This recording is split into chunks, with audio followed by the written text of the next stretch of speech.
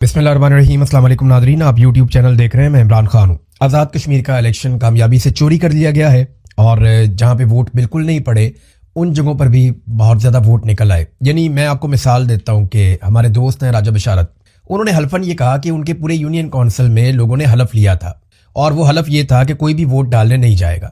यानी वो ये कहते हैं कुत्ता भी पोलिंग स्टेशन के करीब नहीं गया, इंसान तो बहुत दूर की बात है, कोई भी वोट डालने के लिए वहाँ नहीं गया। लेकिन फिर वहाँ से बहुत सारे वोट निकल आए, 90% तक के वोट निकल आए। तो हुकूमत तो ये कहती है कि जी 90% वोट निकलना बड़ी नॉर्मल बात है, लेकिन इन हालात में जिनसे इस वक्त आज़ाद कश्मीर गुजर रहा है, 100 के करीब लोग शहीद हो गए हैं। अल जजीरा ने अभी रिपोर्ट किया कि 80 से ज़ायद शहादतें हो गई हैं। जो ह्यूमन राइट्स चैप्टर है आज़ाद कश्मीर का, वो ऑब्जर्वेटरी बॉडी जो है वो ये लिखती है कि 84 शहादतें उन्होंने पहले लिखी, उसके बाद अब तक की इतला के मुताबिक 4 से 5 लोग मुजफ्फराबाद में मजीद शहीद हो गए, जख्मी भी बहुत बड़ी तादाद में। तो अगर आप जमा माइनस करें तो आज़ाद कश्मीर में इलेक्शन वाला माहौल नहीं है। तमाम सहाफ़ी जो मौके से रिपोर्ट करें वो ऐसे ही है। एजेंसियां बड़ी तादाद में पहुंचा दी गई थी, सादा कपड़ों में लोग बहुत बड़ी तादाद में मौजूद थे, उनके पास हथियार भी थे। जो मीडिया वाले कवरेज करते थे वो पास आके कान लगा के सुनते थे कि अगर कोई भी पाकिस्तानी मीडिया में कोई ऐसी कवरेज करने की कोशिश करे या सोशल मीडिया के लिए भी वीडियो बनाए तो उसको तो पकड़ के फौरन जेल में डालो और प्रिजन वैन में डाल के उसको वहां से गायब करो। सुबह के वक्त जब वोटर्स नहीं मिल रहे थे तो बाकायदा मेरे पास वीडियोस मौजूद हैं, वहां मकामी लोगों ने मुझे भिजवाई कि एजेंसी वाले जो लोग सादा कपड़ों में आए थे उनको लाइन में खड़ा कर दिया और उनका कोई ताल्लुक ही नहीं है उस हलके के साथ जहां पे उन्हें खड़ा कर दिया और उनकी वीडियो बना के दे दी मीडिया को, जनाब ये वीडियो आप चलाएं। तो वो लोग वहां के हैं ही नहीं। मैं चैलेंज करता हूं कि बहुत सारी वीडियोस में जो लोग दिखाए गए वो उन हलकों के है ही नहीं। आज़ाद कश्मीर के मुख्तलिफ इलाकों से कारकुनों को इकट्ठा करके जो 8 पोलिंग स्टेशन हैं शहर वाले, वहां पर उन्हें पहुंचाया गया। जब उन लोगों से पूछा गया आपका किस इलाके से ताल्लुक है तो उनमें से कोई भी उस पोलिंग स्टेशन का वोटर या सपोर्टर नहीं था।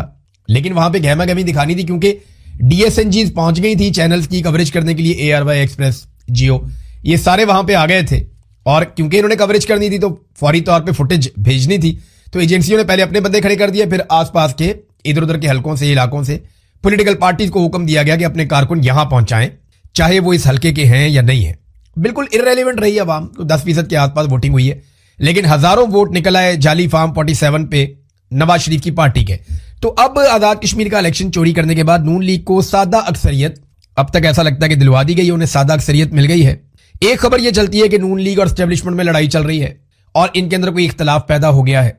दूसरी खबर यह चलती है कि जनाब नून लीग की हुकूमत बन गई आज़ाद कश्मीर में और वो भी मिलिट्री एस्टेब्लिशमेंट की पूरी सपोर्ट के साथ।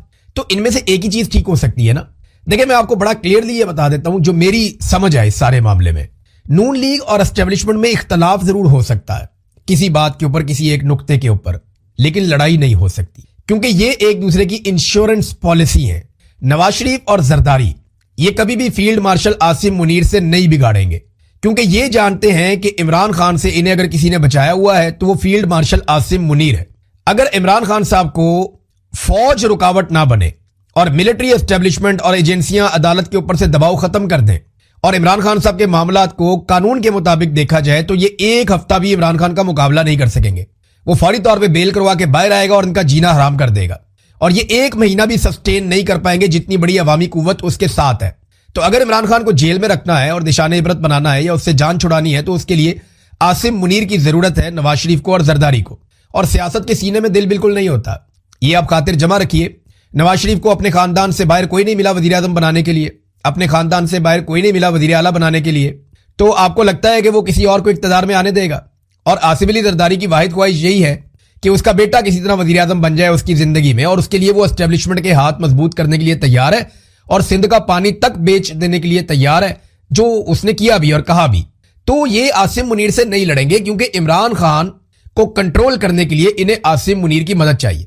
और ये भी मैं आपको बताऊं कि आसिम मुनीर को भी सस्टेन करने के लिए, मौजूद रहने के लिए और अपने वजूद को बरकरार रखने के लिए उसको भी जरूरत है आसिफ अली जरदारी और नवाज शरीफ की सपोर्ट की या नून लीग और पीपल्स पार्टी की सपोर्ट की।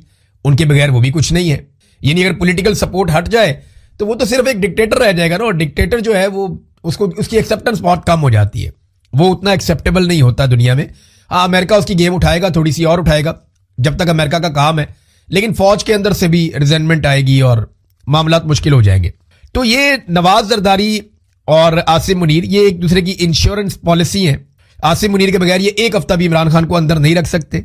मुझे ना नून लीग के एक बड़े सीनियर आदमी ने एक बात कही थी, یہ بات کہی تھی 2025 میں، میرے سے اس کی بات ہو رہی تھی، میں کچھ چیزیں جاننا چاہتا تھا، تو وہ بندہ کافی بہتر آدمی ہے اور سینئر رہنماؤں میں سے ایک ہے، تو میری اس سے بات ہو رہی تھی، اس نے مجھے بڑی زبردست بات کی، اس نے کہا عمران صاحب ہماری جو پالیسی ہے نا اس میں سب سے بڑی کامیابی یہ ہے کہ پی ٹی آئی کے لوگوں میں، عمران خان میں اور فوج کے اندر ایک ایسی لڑائی لگی رہے جس کی کبھی بھی کوئی نتیجے پہ نہ پہنچے، وہ یعنی فوج کو پیچھے ہٹنے کا بھی موقع نہ ملے، اور عمران خان صاحب جو ہیں وہ بھی اس لڑائی کو لڑتے رہیں۔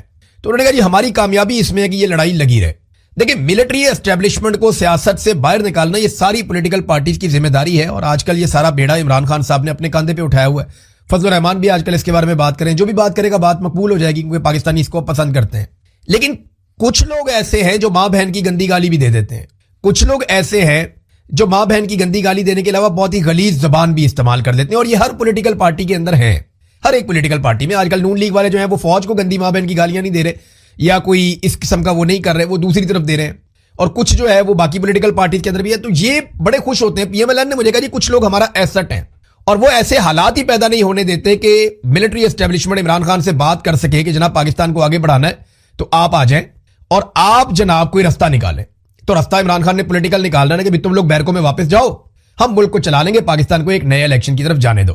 لیکن عاصم منیر کو ایک بہانہ چاہیے ہوتا ہے ہر دفعہ کہ جناب ان سے کیا بات کریں، یہ تو ماں بہن کی گالیاں دیتے ہیں، تو وہ جو ماں بہن کی گالیاں ہیں نا وہ ان کو بہت سپورٹ کرتی ہیں، عاصم منیر کو بھی، نون لیگ کو بھی، اور ان کا جتنا بھی گروپ ہے انہیں بہت سپورٹ کرتی ہیں، وہ بڑے خوش ہیں۔ بلکہ اس نے مجھے 2-4 لوگوں کے نام لے کر بتایا، اس نے کہا جی کبھی بھی یہ فوج اور پاکستان تحریک انصاف کی بات نہیں ہونے دیں گے۔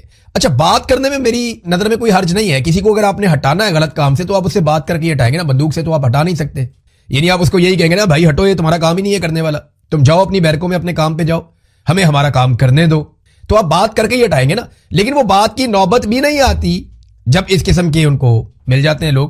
بہرحال یہ اس کی رائے تھی اور میں نے آپ کے سامنے رکھ لی، بات تو لاجیکل لگتی ہے۔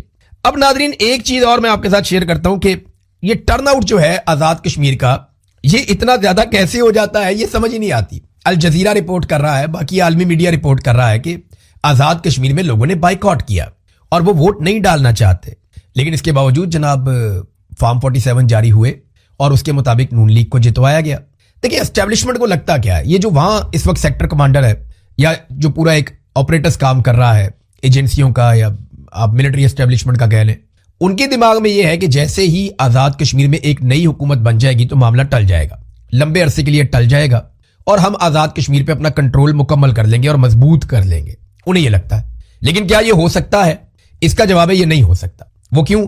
8 فروری 2024 کو پاکستان کی پوری ملٹری اسٹیبلشمنٹ یہ سمجھتی تھی کہ اگر ایک مرتبہ یہ الیکشن ہو گئے اور ان کے نتائج آ گئے اور پھر ایک نئی حکومت بن گئی تو پھر معاملہ حل ہو جائے گا، پھر چیزیں کنٹرول میں آ جائیں گی۔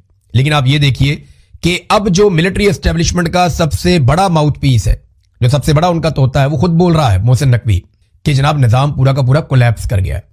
کولیپسیے بیچارے جو ہیں، کولیپسیے وہ لوگ ہیں جن کو نظام بنا کر دیا گیا تھا، نواز شریف، زرداری، یہ تجربہ کار سارے جو کہتے تھے ہم بہت تجربہ کار ہیں، پاکستان کو زمین سے آسمان پر لے جائیں گے، یہاں سے یہ ملک اونچی اڑان کی طرف جائے گا، ہم نے جناب اڑان پاکستان لے کر آ گئے، SIFC لے کر آ گئے، بہت سارا کچھ۔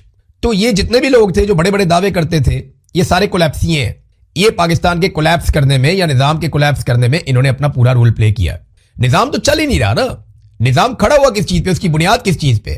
ایک جعلی الیکشن کے اوپر، ایک 2 نمبر الیکشن کے اوپر، ایک ایسے آرمی چیف کے اوپر جس کے پاس استثنا بھی اور ایکسٹینشن بھی ہے، اور یہ شریعت کے لحاظ سے یا آئین کے نقطہ نظر سے یہ دونوں چیزیں غلط ہیں۔ ایک جعلی عدلیہ کے اوپر نظام کھڑا کیا گیا، ایک ایسی عدلیہ کے اوپر جس کا پہلے وجود ہی نہیں تھا، آپ نے جعلی اسمبلی بنائی، اسے جعلی ترامیم کی، آپ نے آئین کے اندر ڈاکہ مارا اور آپ نے نئی عدالتیں بنا لی اپنی مرضی کی۔ تو پورا نظام یہ غلط بنیاد کے اوپر کھڑا ہوا ہے۔ تو جب آپ بنیاد غلط ڈالیں گے نا تو عمارت پوری کی پوری کولیپس کرے گی۔ اسی طرح آزاد کشمیر میں غلط بنیاد رکھ دی گئی ہے، یہ نظام چلنا نہیں ہے وہاں پہ۔ جو کولیپسیوں کا تجربہ پاکستان میں ہوا نا وہی آزاد کشمیر میں بھی ہوگا، یہ آپ لکھ کے محفوظ کر کے اپنے پاس رکھ لیں، ویسا ہی ہوگا جیسا پاکستان میں ہوا۔ اچھا نون لیگ کے لوگ جو ہے نا وہ تعریفیں کر رہے تھے، نعرے لگا رہے تھے، خوشیاں منا رہے تھے، تو مریم اورنگزیب کی ایک ویڈیو آئی میرے پاس، میں وہ دیکھ رہا تھا۔ مریم اورنگزیب آپ جانتے ہیں سابق انفارمیشن منسٹر تھی، مریم نواز کی بہت خاص ہے، تو مریم نواز پاک فوج کے نعرے لگانا شروع ہو گئی اس سارے ماحول میں۔ اب آپ ذرا سوچیں کہ الیکشن ہو رہا ہے، پولیٹیکل پارٹیز آپس میں الیکشن لڑ رہی ہیں، سب سے بڑی پولیٹیکل پارٹیز نے بائیکاٹ کیا ہوا ہے، جوائنٹ عوامی ایکشن کمیٹی جس کے ساتھ سارا آزاد کشمیر بڑی تعداد میں کھڑا ہے اس نے بھی بائیکاٹ کیا ہوا ہے، اور وہ پاک فوج زندہ باد کے نعرے لگا رہی ہے الیکشن جیتنے کے بعد. فوج کو یہ بات سوچنی چاہیے بطور ادارہ کہ عاصم منیر کی کارروائیوں کی وجہ سے یہ فوج اب ایسا لگنا شروع ہو گیا صرف نون لیگ کی فوج ہے. یہ جماعت اسلامی کی نہیں ہے, تحریک انصاف کی نہیں ہے, یہ پیپلز پارٹی کی نہیں ہے, یہ ANP کی نہیں ہے, یہ MQM کی نہیں ہے. MQM تو خود فوج کی ہے, یعنی وہ تو ہمیشہ ملٹری اسٹیبلشمنٹ کے ساتھ چلتے ہیں, کچھ اور جماعتیں بھی. تو یہ کیا فوج صرف پنجاب کی ایک GT روڈ کی پولیٹیکل پارٹی ہے جس کا نام ہے نون لیگ؟ تو فوج انہوں نے خرید لی ہے یا قبضہ کر لیا انہوں نے فوج کے اوپر. وہ پاک فوج زندہ باد کے نعرے لگا رہی ہے. بھئی تم نواز شریف کا نعرہ لگاؤ, اپنا بیانیہ پھیلاؤ, یعنی پنجاب پولیس زندہ باد کا نعرہ آپ کیوں نہیں لگاتے؟ وہ بھی تو ایک ادارہ ہے نا, وزارت داخلہ کے ماتحت ایک ادارہ ہے پاک فوج, آپ اس کے نعرے کیوں لگا رہے ہیں؟ الیکشن میں ان کا کیا کردار ہے؟ تو سادی بات یہ ہے کہ جہاں سے ان کو ووٹ پڑتا ہے نا, یہ وہی نعرے لگاتے ہیں. جو عوام کا ووٹ دیتے ہیں وہ عوام کا شکریہ ادا کرتے ہیں. جو ملٹری اسٹیبلشمنٹ کے ذریعے سے سلیکٹ ہو کر آتے ہیں وہ پھر وہی نعرے لگاتے ہیں جو وہ چاہتے ہیں. اس میں فوج کے لیے کوئی برا نہیں بول رہا, لیکن میں یہ کہہ رہا ہوں کہ اس طرح فوج متنازع ہوتی ہے. اس طرح کے تنازعات سے اداروں کو اپنے آپ کو باہر رکھنا چاہیے. مزید متنازع اور گندے ہوتے چلے جائیں گے اور یہ لوگ آپ کو گندا کریں گے. یاد رکھیے گا, اس کا تھوڑا سا آپ نے جھلک آج کل میں آپ نے دیکھی ہے. 28ویں آئینی ترمیم میں عاصم منیر صاحب کوئی بہت ساری نئی چیزیں کرنا چاہتے ہیں. نواز شریف اور زرداری نہیں چاہتے کہ وہ چیزیں ہوں. تو اس کے لیے آپ نے دیکھا پہلے فضل الرحمان لانچ ہوئے, پھر فضل الرحمان پہ کوئی مقدمہ بھی نہیں ہوا. کوشش کی گئی مقدمہ ہو جائے لیکن نہیں ہوا. آپ خاطر جمع رکھیں, جتنا مرضی اختلاف کر دیں, یہ آپس میں اختلاف تو کر سکتے ہیں, لڑائی نہیں کر سکتے. اور کبھی ایسی لڑائی نہیں کریں گے جس سے کسی تیسرے کو فائدہ ہوگا. دیکھیں اس میں خواجہ آصف کی بے بسی کا آپ اندازہ کریں. یہ سٹیٹمنٹ ہے بڑا انٹرسٹنگ خواجہ آصف کا. وہ ایک پروگرام میں کہتے ہیں کہ محسن نقوی طاقتور ترین وزیر ہے. شہزاد اقبال صاحب کا پروگرام تھا. کئی معاملات میں وزیر اعظم کو بھی جواب دہ نہیں ہوتے محسن نقوی, اتنے طاقتور وزیر ہیں. کابینہ اجلاس میں صرف 2-3 بار انہیں دیکھا ہے, پارلیمنٹ میں 7-8 بار آئے ہوں گے. اگر محسن نقوی کہہ رہے ہیں کہ سسٹم ناکام ہو چکا تو پھر ہمیں گھر چلے جانا چاہیے. کیسی بے بسی کا اظہار کر رہا ہے وزیر دفاع آپ کا. اچھا یہ وزیر دفاع ہے, اس کے انڈر میں ایک سیکٹری دفاع ہے اور اس کے انڈر میں ایک آرمی چیف ہے. آپ اندازہ کریں کہ وہ آرمی چیف کا جو عزیز ہے وہ وزیر دفاع کا جو باس ہے اس کا باس بنا ہوا ہے, یعنی وزیر اعظم سے بھی تکڑا ہے. تو یہاں جس کی لاٹھی اس کی بھینس, یہ والا نظام چل رہا ہے. یہ ملک کسی کتاب کے ساتھ, کسی اصول کے ساتھ, کسی ضابطے کے ساتھ, کسی آئین کے ساتھ یہ نہیں چل رہا, کسی قاعدے قانون کے ساتھ نہیں چل رہا. یہ ڈنڈے کے ساتھ چل رہا ہے. جس کے بعد ڈنڈا ہے, پیسہ ہے, اختیار ہے, اس کی مرضی ہے. وہ دیکھا نا آپ نے, جج کے بچے نے, جج آصف, اس کے بچے نے 2 لڑکیوں کو گاڑی کے نیچے دے کر مارا, قتل کیا 2 لڑکیوں کو, نوجوان لڑکیوں کو گاڑی کے نیچے دے کر مارا. گاڑی بھی انلیگل, نان کسٹم, لائسنس بھی نہیں اس کے پاس, اور وہ مائنر تھا, اس نے جا کر مارا. اس کے باپ پہ پرچہ ہوتا, اس کے باپ کو استعفیٰ دینا پڑتا. یہ سارا کچھ ہونا چاہیے تھا. ہوا کیا؟ وہ بچہ 3-4 دن میں اپنے گھر چلا گیا اور وہ خون بھی معاف ہو گیا. ایجنسیاں پڑ گئی, سارے آ گئے, جس کی لاٹھی اس کی بھینس, سب ملے ہوئے. اب وہ جج کبھی بھی انصاف کر سکے گا؟ جب کبھی ایک کوئی ملٹری اسٹیبلشمنٹ سے فون جائے گا تو جج وہی کرے گا جو اس کو کہا جائے گا. اب عمران خان صاحب نا کچھ باتیں ایسی کر گئے ہیں جو ایگزیکٹلی وہی ہم پاکستان میں ہوتا ہوا دیکھ رہے ہیں اور لگاتار ہوتا ہوا دیکھ رہے ہیں. جو عمران خان کے سٹیٹمنٹ ہے نا وہ ایک ایک کر کے سارے سچ ثابت ہو رہے ہیں. جرنیلوں کے بارے میں عمران خان نے ایک بات کی تھی. یہ سسٹم کولیپس اس لیے کر گیا کہ اس کو جرنیلوں نے بنایا تھا. ان کے دماغ لڑنے کے لیے ٹرینڈ ہے, حملہ کرنے کے لیے ٹرینڈ ہے, یا حملہ روکنے کے لیے ٹرینڈ ہے. وہ ملک چلانے کے لیے ٹرینڈ ہی نہیں ہے. ان کے دماغ, ان کی وہ ٹریننگ ہی نہیں ہے. وہ ہر وقت مارو, مر جاؤ, قتل کرو, یہ وہ اسی موڈ میں رہتے ہیں. تو ان کو میرے خیال میں جنگوں میں انگیج رہنا چاہیے, لڑائی میں انگیج رہنا چاہیے, ان چکروں میں نہیں آنا چاہیے. عمران خان نے کیا کہا تھا سنیں. انہوں نے کہا قصور جرنیلوں کا بھی نہیں ہے بلکہ یہ ادارے کی تربیت ہے. ان کے پاس ملک چلانے کا ویژن ہی نہیں ہے, ان کی تربیت ہی نہیں ہے بحث کرنے کی, اجتہاد کرنے کی, یا اختلاف رائے کی. چرچل نے کہا تھا کہ جرنیل کا کام جنگ لڑنا ہے, فیصلہ سازی کی صلاحیت ان کے پاس ہوتی ہی نہیں ہے. قائد اعظم نے بھی یہی کہا تھا کہ تمہارا کام جو ہے وہ پالیسی بنانا نہیں ہے, پالیسی عوام کے منتخب نمائندے بنائیں گے, تم صرف اس کے اوپر عمل درآمد کرو گے. پھر عمران خان نے کہا کہ ان جرنیلوں کو بس ایسا ٹارگٹ دینا چاہیے جیسے جاؤ پہاڑ پر چڑھائی کر کے فتح کر دو, بس آپ ان کو بتائیں ادھر چڑھ جاؤ بھائی, جاؤ. جب ان کو ملک چلانے کا کہو گے تو ملک نہیں چلے گا. یہ عمران خان نے کہا تھا. اور آج محسن نقوی جو سب سے بڑے جرنیل کا ماؤتھ پیس ہے, وہ یہ کہتا ہے کہ عمران خان نے ٹھیک کہا تھا, جرنیل ایک مرتبہ پھر ملک کو چلانے میں ناکام ہو چکے ہیں, وہ کامیاب نہیں ہوئے. اب ناظرین اس بات پہ آ جائیں کہ پاکستان تحریک انصاف کے لوگ, میرے سے ایک سوال بھی کیا, کچھ لوگ یہاں پہ سوالات پوچھتے بھی ہیں کہ جی کیا اس موقع سے فائدہ اٹھانا چاہیے کہ کشمیری نکلے ہوئے ہیں, مومنٹم بنا ہوا ہے, نظام کولیپس کر گیا. تو میرا جواب سیدھا سیدھا یہ ہے کہ پی ٹی آئی کو جو کرنا ہے نا وہ خود ہی کرنا پڑے گا. جو لڑائی ہے وہ اپنے بلبوتے پہ لڑنی پڑے گی. وہ پاکستان کی سب سے مقبول پولیٹیکل پارٹی ہے, تو یہ لڑائی انہیں اپنے کندھوں پہ لڑنی پڑے گی. سہیل آفریدی نے ایک بڑا بولڈ اعلان کیا ہے کہ جو آخری آدمی ہوگا وہاں پہ وہ میں ہوں گا. علی امین گنڈا پور نے کہا تھا جو پہلا آدمی ہوگا وہ میں ہوں گا, کہ اگر پہلی گولی میں کھاؤں گا. لیکن سہیل آفریدی نے کہا کہ اگر وہاں پہ کبھی حالات بہت خراب ہو گئے اور جو آخر تک کھڑا رہا تو وہ میں کھڑا رہوں گا. اب یہ تو جب وقت آئے گا تو پتہ چلے گا اور وقت ثابت کرے گا, کیونکہ جتنا بڑا عہدہ ہوتا ہے اتنی بڑی آپ کی پھر ذمہ داری بھی ہوتی ہے. علیمہ خانم نے ایک سٹیٹمنٹ دیا ہے اور یہ بہت امپورٹنٹ ہے. میں آپ کو اس لیے سناؤں گا کہ پہلے آپ علیمہ خانم کا سنیں, پھر آپ جبران الیاس کا سنیں. ان دونوں کے جو سٹیٹمنٹ ہے نا, وہ ایک چیز کلیئر کر رہے ہیں کہ وہ سپاہیوں کو یہ بتا رہے ہیں کہ آپ نے گولی نہیں چلانی, اور گولی آپ نے کیوں نہیں چلانی. یعنی اب وہ ڈائریکٹلی فوج کے ساتھ, اداروں کے ساتھ یا سیکورٹی فورسز کے ساتھ مخاطب ہیں. لیکن علیمہ خانم کہہ رہی ہے کہ اب نہ آپ نے گولیاں کھانی ہیں اور نہ کسی نے گولیاں مارنی ہیں, کیونکہ یہ سپاہی بھی ہمارے بچے ہیں, فوجیوں کے بچے بھی ہمارے بچے ہیں. شہادتیں کس کی ہو رہی ہیں؟ سپاہیوں کی اور عوام کی. فوجیوں نے بھی عمران خان کو ووٹ دیا تھا, پولیس والے بھی کہتے ہیں کہ عمران خان کو نکالیں. بات تو سچ ہے. ہمیں جو یہ فوجی آتے ہیں باہر پاکستان سے, بہت سارے فوجی افسران ہیں جن کے بچے یہاں پہ تعلیم حاصل کرنے کے لیے بھی آئے ہوئے ہیں. کئی تو ایسے ہیں میں حیران ہو جاتا ہوں کہ یار ان کے بچے یہاں پہ کیسے پہنچ گئے, ان کے پاس اتنے پیسے کہاں سے آئے کہ ان کے بچے اتنے مہنگے ملکوں میں پڑ گئے. کئیوں کا مجھے آئیڈیا ہے, وہ فیملی بیک گراؤنڈ ہوتا ہے, تیز ہوتا ہے, پیسے پہلے سے ہوتے ہیں کئیوں کے پاس, اور کئی ایسے ہیں جن کے بچے اسکالرشپس پہ بھی آ جاتے ہیں. تو الگ الگ طرح کے ہیں نا. تو یہ جو فوجی ملتے ہیں نا ہمیں بھی, وہ یہی کہتے ہیں کہ سر بہت غلط ہو رہا ہے. کوئی ایک بندہ آج تک نہیں ملا جو کہہ رہا ہو کہ نظام ٹھیک چل رہا ہے یا چیزیں ٹھیک چل رہی ہیں. اب اس میں یہ سوچ تو موجود ہے, پورے ادارے میں موجود ہے. یہ تو اوپر کے لوگ ہیں جنہوں نے سب کو یرغمال بنا کے سب کو گندے کام پہ لگایا ہوا, اور سارے گندا کام کر رہے ہیں. اب یہ میں آپ کو یہ بھی بات کلیئر کر دوں کہ جو آپ کو جوتے مارتا ہے یا جو آپ کو ڈنڈے مارتا ہے یا آپ کو گولی چلاتا ہے, وہ عاصم منیر ڈائریکٹ آ کے نہیں چلاتا, یا ڈی جی آئی سے ڈائریکٹ آ کے نہیں چلاتا. وہ نیچے ایک میجر کھڑا ہوا ہوتا ہے, اس کے ساتھ ایک ٹیم بنی ہوئی ہوتی ہے, مارو جی ان کو, مارتے ہیں, مارو ان کو, مارتے ہیں, حکم فالو کرتے ہیں. اب ان کو مخاطب کر رہی ہیں علیمہ خانم. اور جبران الیاس نے کیا لکھا؟ جبران الیاس صاحب کے یہاں پہ 8 نکات ہیں جو انہوں نے فوجی جوانوں سے کہا. انہوں نے کہا جی اللہ کی فوج کے ساتھ 7 لاکھ سپاہیوں سے میں کچھ سوالات کرنا چاہتا ہوں. پہلا سوال ہے, جب آپ اپنے مسلمان بھائی اور اپنے ہی ملک کے شہریوں پر گولی چلاتے ہیں, آپ کو محسوس نہیں ہوتا کہ کتنا بڑا گناہ آپ کر رہے ہیں اور آپ دنیا اور آخرت دونوں میں رسوا ہو سکتے ہیں؟ اور اگلا سوال ہے خاموش تماشائیوں کے لیے, کیا آپ اپنے بڑوں سے سوال کرتے ہیں کہ آخر اپنے شہریوں کو کیوں مارنا پڑ رہا ہے اور اس کی نوبت کیوں آئی ہے؟ نمبر 3, کیا آپ اپنے بچوں کو قتل کی روزی کھلا کر فخر محسوس کرتے ہیں؟ آپ ٹیم قتل عام نہیں ہیں, یہ بھی آپ بولیے. نمبر 4, آپ کے گھر والے مطمئن ہیں آپ کی اس نوکری سے جس سے کسی کی ماں کی گود اجڑ جاتی ہے اور کسی خاندان کا قیمتی شخص اپنے بچوں سے, اپنے والدین سے ہمیشہ کے لیے دور ہو جاتا ہے؟ آپ کے بچے شاید اچھی تعلیم حاصل کر جائیں اور آپ کے والدین اچھے اسپتال میں اپنا علاج کروا سکیں, مگر یہ انتہائی خود غرض فیصلہ ہے آپ کا اور آپ کی پوری فیملی کا کہ اگر کسی اور کی گودیں آپ اجاڑ رہے ہیں تو. نمبر 5, پچھلے 4 سال میں کتنی بار خیال آیا کہ سوال پوچھیں قتل عام کرنے والے بڑوں سے؟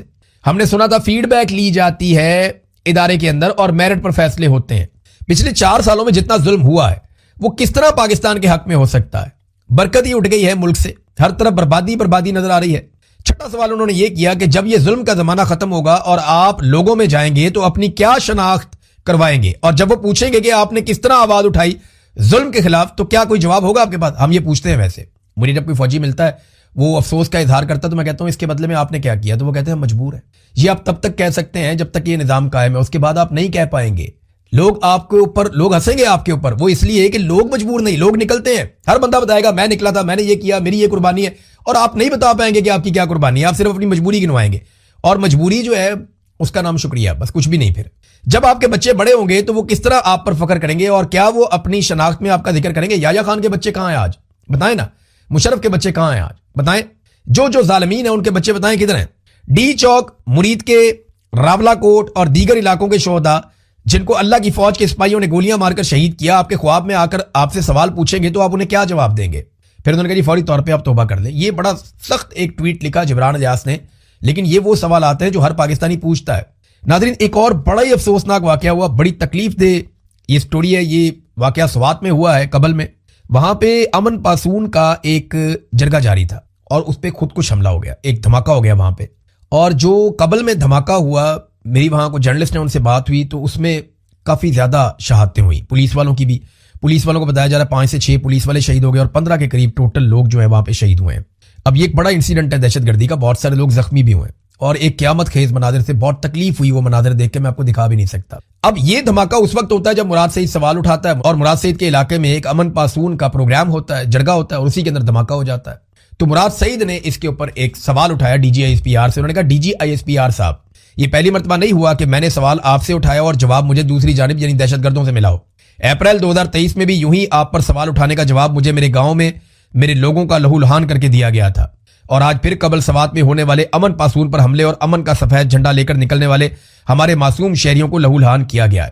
یعنی مراد سعید یہ کہہ رہے ہیں کہ دہشت گردوں کو کیونکہ فوج لے کر آئی ہے اور پالیسی کے تحت لے کر آئی ہے اور ہم روکتے رہے اور یہ لاتے رہے ہیں, تو وہ آج بھی ان کے لیے کام کر رہے ہیں. ہم جب بھی فوج سے سوال پوچھتے ہیں دہشت گرد ہمارے اوپر حملہ کر دیتے ہیں, ان کے کہنے کا مطلب یہ ہے. ناظرین کافی لمبا ہو گیا وی لاگ, خبریں ہیں میرے پاس اور بھی لیکن وہ نیکسٹ وی لاگ میں آپ کے سامنے رکھوں گا. اب تک کے لیے اتنی, اپنا خیال رکھیے گا, اپنے اس چینل کا بھی. اللہ حافظ.